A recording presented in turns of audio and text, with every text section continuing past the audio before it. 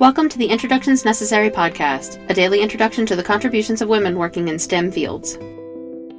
Mary Winston Jackson grew up in Hampton, Virginia, and received her bachelor's degree from Hampton Institute in Mathematics and Physical Science.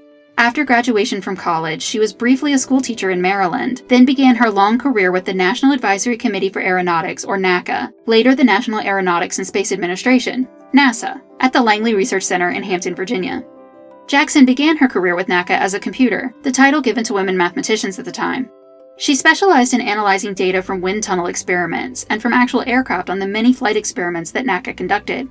As her career progressed, she began to recognize that many minorities and women were not advancing as fast as she thought they should, and so she began analyzing the situation to see what was holding them back.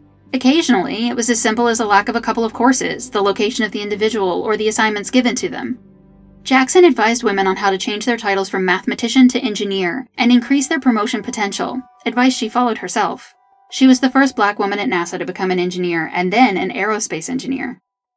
After 34 years, Jackson had reached her highest potential as an engineer and looked seriously at her own advancement.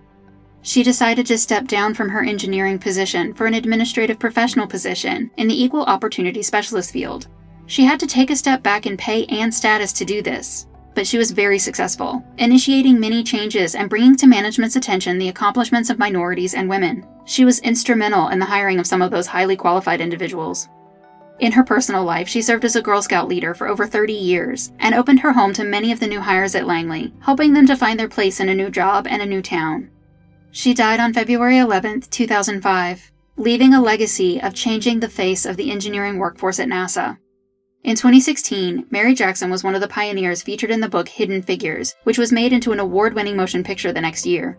In 2021, NASA's headquarters in Washington, D.C. was renamed the Mary W. Jackson NASA Headquarters Building. Introductions Necessary is a production of 9 Hour Films. Our music was composed by Kristen Baum. Please visit our website, introductionsnecessary.com, to listen to previous episodes and learn more about the women featured in this program. We would love for you to introduce yourself to us on Patreon. You'll get the latest updates and find out how to support the podcast on patreon.com/9hourfilms. Thank you for listening.